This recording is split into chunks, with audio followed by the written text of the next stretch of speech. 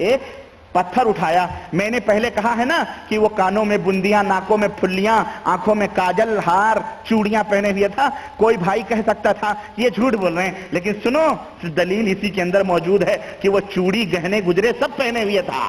کہنے ہاں ایک پتھر اٹھایا اور پتھر اٹھا کر دوسرے ہاتھ کی چوڑیوں کی طرف لایا. چوڑیاں پہنی ہوئی تھی. چوڑیاں ولی اللہ ہیں ان کے، میٹھے میٹھے. اور میں آپ کو بتاؤں، موقع آیا ہے تو سن لو، شیخ شہاب الدین سہروردی بڑے ان کے بڑے بڑے بھاری پیر ہیں بھائی. وہ باقاعدے یہ دیکھو محند علی المفند عقائد علماء اہل سنت دیوبند جہاں دیوبند ہیں، ان دیوبندیوں کے پیر کیا کہتے ہیں کہ ہمارا جو سلسلہ ہے وہ سلسلہ حضرت سہروردیہ سے، ہم جو ہے مشائخ چشت اور حضرت مردیہ مشائخ سہروردیہ رضی اللہ عنہم کے ساتھ ہمارا سلسلہ ملتا ہے. اور جھوٹ بولنے والے پر کروڑوں لعنتیں اور اس کے انکار کرنے والے پر کروڑوں لعنتیں. سنو یہ دیکھو دیوبندیوں کا عقیدہ ہے. یہ سہروردی کون تھے؟ یہ پیدا ہوئے، جب یہ پیدا ہونے سے پہلے ان کے ماں باپ آئے، انہوں نے کہا جی ہمیں لڑکا چاہیے. غوث پاک نے کہا چلو لڑکا ہوگا، لیکن لڑکی ہو گئی.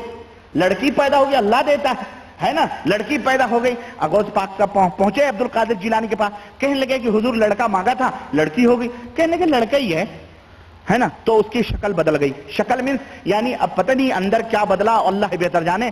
واقعہ لکھا ہوا ہے کہ وہ لڑکی سے لڑکا ہو گئے. اچھا اب لڑکی سے لڑکا ہو گئے، جوان ہو گئے. جب جوان ہو گئے تو ان کی چھاتیاں اتنی بڑی بڑی. میں نے کہا پھر بدلا کیا؟ اللہ ہی بہتر جائے، وہ اندر کی بات ہے، ہمیں نہیں معلوم کیا بدلا. المہم لیکن چھاتیاں اتنی بڑی بڑی. اور دیکھو تمہاری اپنی کتابوں کے اندر تم نے اپنے بزرگوں کے واقعات میں یہ بات لکھی ہے، اتنی بڑی بڑی چھاتیاں تھیں کہ حضور ان چھاتیوں کو اپنے کندھے پر دونوں لاد کے چلتے تھے اور ہمک ہمک کے چلتے تھے، جو باقاعدہ ہلتی تھیں. اور زلفیں کافی بڑی بڑی، اور آنکھوں کی پلکیں اتنی بڑی بڑی کہ انہیں آپ نے زلفوں کے اوپر ڈالا ہوا تھا، پلکوں کو زلفوں کے اوپر ڈالا ہوا تھا. اور وہ شہاب الدین سہروردی تھی. انہی سے یہ شہاب الدین سہروردی کا سلسلہ چلا. ہم نے کہا جس کے ایسے نرم نرم گداز پیر ہوں، پیارے پیارے پیر ہوں، ان کے مرید بھی کثرت سے ہوں گے. پیر دبائیں گے، ہاتھ دبائیں گے اور نہ جانے کیا کیا دباتے رہیں گے، ان کو مزہ بھی آئے گا، ہے نا. تو بہرحال یہ ہیں شہاب الدین سہروردی اور یہ ہیں جناب علی زنانہ، یہ ان کا پیر حنفیوں کا. دنوں کہتا ہے ہاتھ چوڑیوں کی طرف لایا اور اس نے آسمان کی طرف چوڑیوں کی ہاتھ لے کے گیا اور آسمان کی جانب منہ اٹھا کر کیا کہا معلوم ہے؟ اس کو احمد رضا خان نے لکھا ہے، فرمایا استغفر اللہ اس کافر کو. یہ کافر ان کے پیر ہیں، جسے کرشن کنہیا سے دلیل لیے نا اس نے احمد رضا خان صاحب نے. یہ دیکھو چوڑیاں کہتا ہے، کیا کہتا ہے؟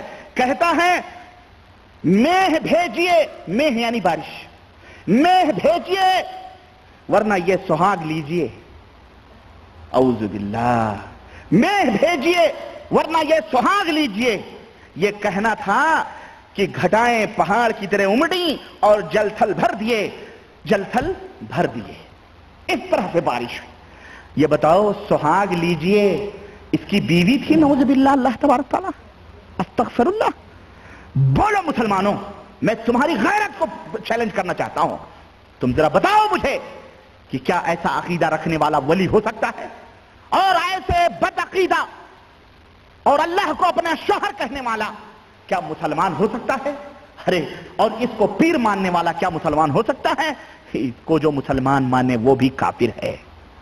اللہ حی لا یموت ہے. قل هو اللہ احد اللہ الصمد لم یلد ولم یولد.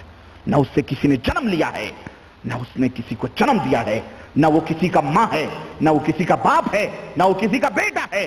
قل هو اللہ احد اللہ الصمد لم یلد ولم یولد ولم یکن له کفوا احد. اس کا کوئی برابر، اس کا کوئی بھی کفو نہیں ہو سکتا ہے. یہ ہم مسلمانوں کا عقیدہ ہے. اور حنفیوں کے اس پیر کا عقیدہ دیکھو کہ یہ لے لو بارش اتارو ورنہ اپنا یہ سہاگ اوپر لے لو. سنو اعلی حضرت فرماتے ہیں کہ یہی بزرگ ایک دن نماز جمعہ کے وقت بازار میں جا رہے تھے.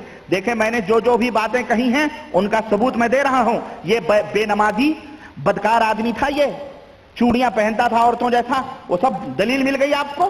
اب ذرا بے نمازی کا بھی سلسلہ لے لو، کیونکہ میں نے کہا ہے کہ یہ مجذوب جو ہوتے ہیں یہ نیٹے کوٹے گلیز یہ سب، اور ان کا ایک کہانی ہے میں بتاؤں گا انشاءاللہ.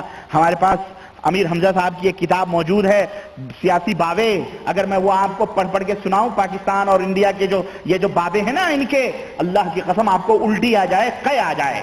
ایسے یہ گھناؤں نے بزرگوں جن کو ہمارے ملکوں میں ولی اللہ کہا جاتا ہے، ایسے یہ لوگ ہیں. سنو، کہتے ہیں نماز جمعہ کے وقت بازار میں جا رہے تھے، ادھر سے قاضی شہر کی جامع مسجد کو جاتے تھے، آئے، انہیں دیکھ کر امر بالمعروف کیا، یعنی انہیں بھلائیوں کا حکم دیا.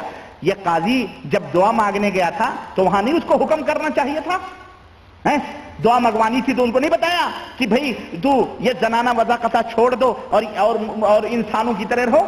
لیکن سنو، کہتے ہیں قاضی نے انہیں حکم کیا کہ یہ وضع مردوں کو حرام ہے، یہ لباس مردوں کو، اور جو شکل و صورت تم نے بنائی بھی ہے، آنکھوں میں کاجل، زلفیں بگری ہوئی، کانوں میں بلیاں، ناکوں میں پھلیاں اور چوڑیاں اور پتہ نہیں کیا پائلیں اور سب کچھ جو تم نے بنایا ہوا ہے یہ حرام ہے، مردانہ لباس پہنیے اور نماز کو چلیے. اس پر انکار اور مقابلہ نہ کیا، اس مجذوب نے کچھ نہ کیا، بلکہ چوڑیاں اور زیور اور زنانہ لباس اتارا اور مسجد کو ساتھ ہو لیے. خطبہ سنا. جب جماعت قائم ہوئی اور امام نے تکبیر تحریمہ کہی، اللہ اکبر، جب امام نے اللہ اکبر کہا، سنتے ہی ان بزرگ کی حالت بدلی. فرمایا اللہ اکبر، میرا خاوند حی لا یموت ہے، میرا شوہر ہمیشہ سے زندہ ہے اور ہمیشہ زندہ رہنے والا ہے. استغفر اللہ. سنو، یہ کفر. اور اس کے اوپر تم ناز کرتے ہو کہ اعلیٰ حضرت مجدد دین و ملت فاضل بریلوی اور کیا کیا، اور اس کے نام کے تم کانفرنس کرتے ہو. رب ذوالجلال کی قسم ہے، تمہاری کفر میں کوئی شک کرے وہ بھی کافر ہے. جاؤ، ربانی بولتا ہے یہ بات، جاؤ دنیا کے سامنے یہ آئینہ دکھاؤ. یہ مجذوب، یہ حنفیوں کا پیر، یہ کہتا ہے کہ میرا شوہر حی لا یموت ہے، زندہ ہے، اسے کبھی موت نہیں آ سکتی ہے. کیا اللہ کسی کا شوہر ہو سکتا ہے؟ تم کافروں کا بھی شوہر ہوگا، نعوذ باللہ. یہ تمہارا اللہ ہوگا جس کے شوہر اور جس کے بیوی بچے ہوں گے. لیکن ہم مسلمانوں کا اللہ، قل هو اللہ احد اللہ الصمد لم یلد